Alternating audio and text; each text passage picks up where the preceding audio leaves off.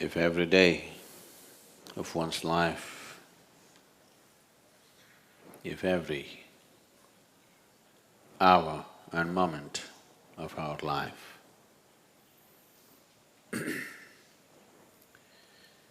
if it has to be a forward movement, if it has to be a process of growth and not stagnation,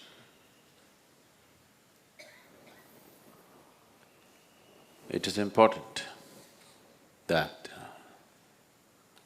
we are in constant communion with that which is the ultimate truth. In identifying ourselves with limited aspects of who we are, we are identified with many things. If you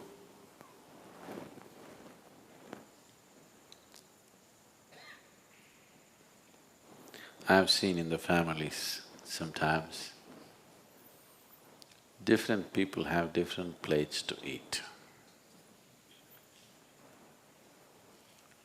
In case you change the plates and give, there will be a big argument. The plates don't taste, nor can you eat them. It neither tastes good, nor does it nourish you. But the plate, this is my plate, I will not eat in your plate. A very important thing. So anything that you touch, anything that you sit upon, anything that you set your eyes upon, you get identified. What this means is, let's say you don't know how to drive. There are many people who are doing this, particularly I see two-wheeler drivers. You will see their brake light is always burning because they got the brake half down and their one leg is down. This man is heading for a big mess. If you want to ride, both your legs should be up and your leg should be off the brake unless it's needed. Have you seen people going around with the brake light on all the time? Because they got the brakes, because they think it's safe to keep the brakes down. As you get identified with this thing and that thing and that thing, you're throwing your anchor, hoping your ship will go somewhere, it'll only sink. There's only one place it can go, not like this, it can go only like this. So satsangatve nisangatva means, what this 4 lines are trying to tell you is just this, that if you're in communion with truth, your associations will be just associations, not attachments. You will know involvement in life, but you will not know entanglement in your life.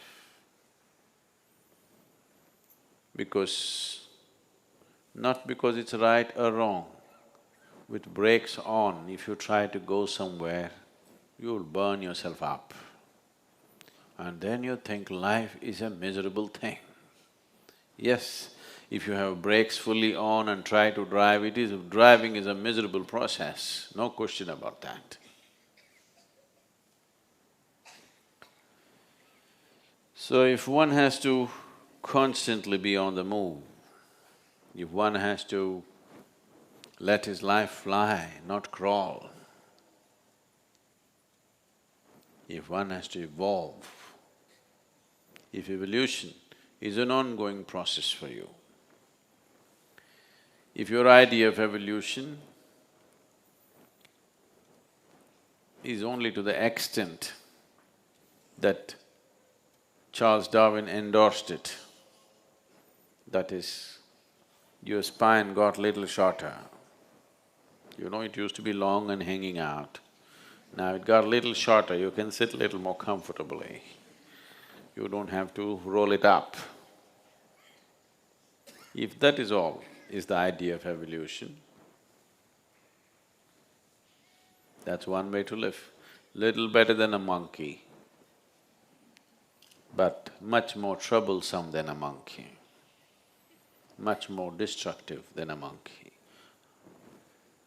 If that is the idea of evolution, it's fine. But if your intention is to evolve as an ongoing process, every day, every hour, every moment, if you want to evolve, the brakes should go off. Only then it'll roll. If you're driving a car or whatever, you don't have to keep the throttle on all the time. If you have it on for some time and then leave it, depending upon the kind of terrain you're doing, it'll keep rolling. As long as you don't touch the brakes, it keeps rolling. Life is like that too. Spiritual process is like that too. Sadhana is like that too. You just press it and leave it, it keeps running, unless you're braking all the time. Whatever you see, you're getting attached to it. Whatever you see, you're getting identified with it. If you identify yourself with anything, that is not you. Obviously, you're not moving from untruth to truth, you're moving from truth to untruth, from reality to hallucinatory process. In this, one will not evolve, one will just entangle, because in this, you will not know the nature of your existence. In this, you will not touch anything that is real. The psychological drama will rise in such a big way, it will raise so much dust in your head that you can't see what is in front of you. If a dust storm comes up here, if… now they've grown grass and this is not possible. Suppose a dust storm came, you're sitting here, the Analinga is here, but you cannot see because there is a screen. This is what is happening because you're constantly raising the muck, because you're identifying yourself with things that you're not. The moment you're identified with something that you're not, you're moving not from untruth to truth, but from truth to untruth. So what is the nature of my relationship is not the problem. The problem is that you're identifying yourself with that. You're using substances other than yourself to create a sense of self. There is nothing in the existence which will substitute the self. Because the only way, the only and only way you can experience anything for that matter is through the self. There is no other way. Your very existence is self-ish. You must separate the word.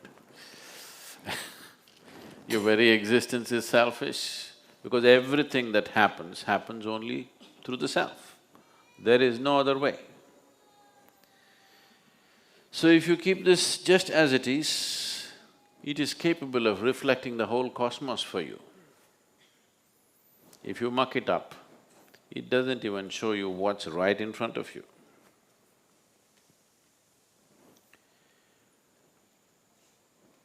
So,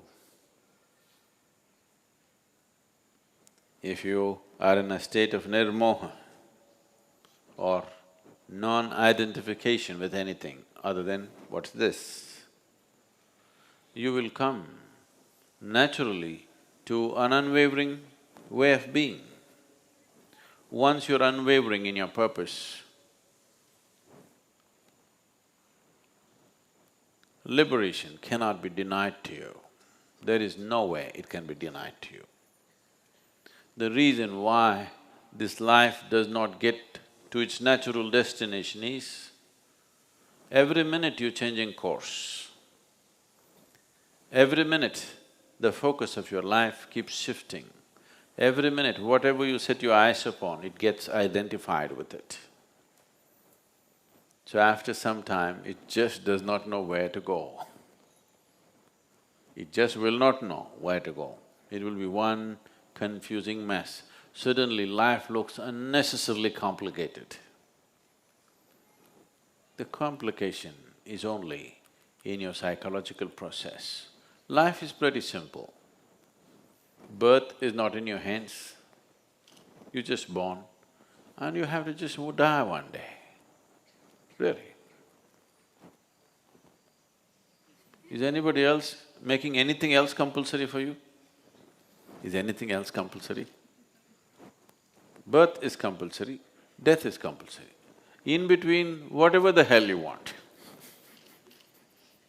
Simple, isn't it? No, but. But that's all yours. Only two things nature has set for you.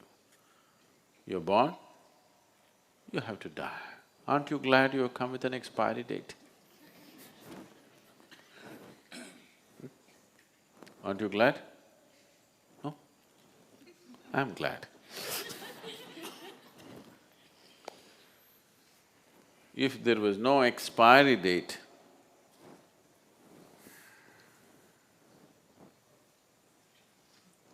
could we make you meditate for a moment? Suppose you were immortal oh my God, could I tell you anything? Only because there's an expiry date and the time ticking, whether you live or you don't live, whether you do something or you don't do something, it just keeps going. Because it doesn't wait for you. If you could halt it, you wouldn't meditate, please say this. You wouldn't do anything. Because you cannot halt it, just going. By the moment, it's getting closer. You think you're going to get married? I'm telling you, that may happen on the way, but you're going to die, that's for sure. Yes.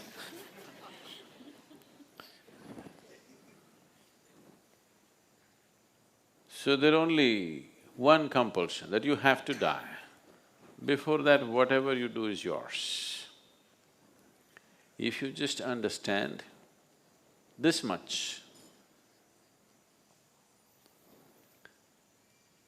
when you were born,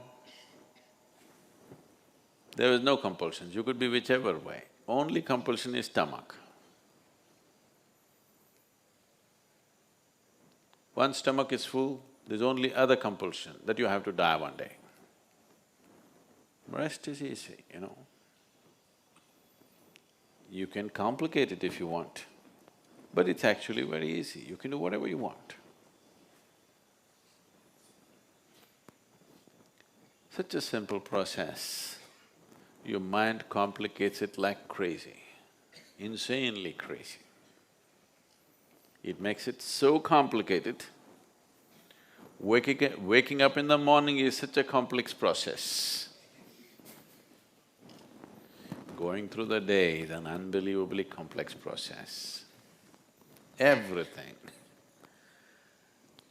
just everything has become so complex. If you had to conduct…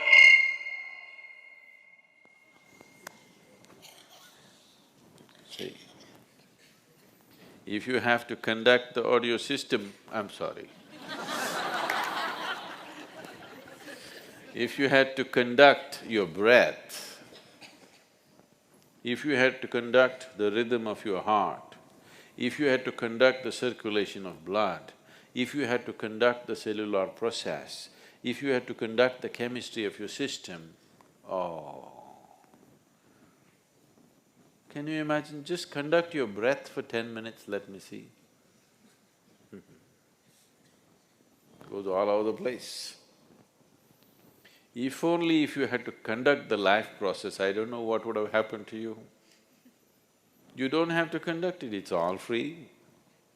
Breath is happening, everything is happening, yes? Whether you're aware or unaware, it's happening. Whether you care about it or you don't care about it, it's happening. So this is all. Life just happens. You just have to die. And that also happens, you don't have to do it.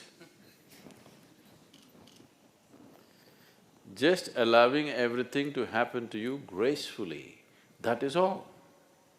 Allowing life to happen gracefully, and when death comes, allowing death to happen gracefully, that's all.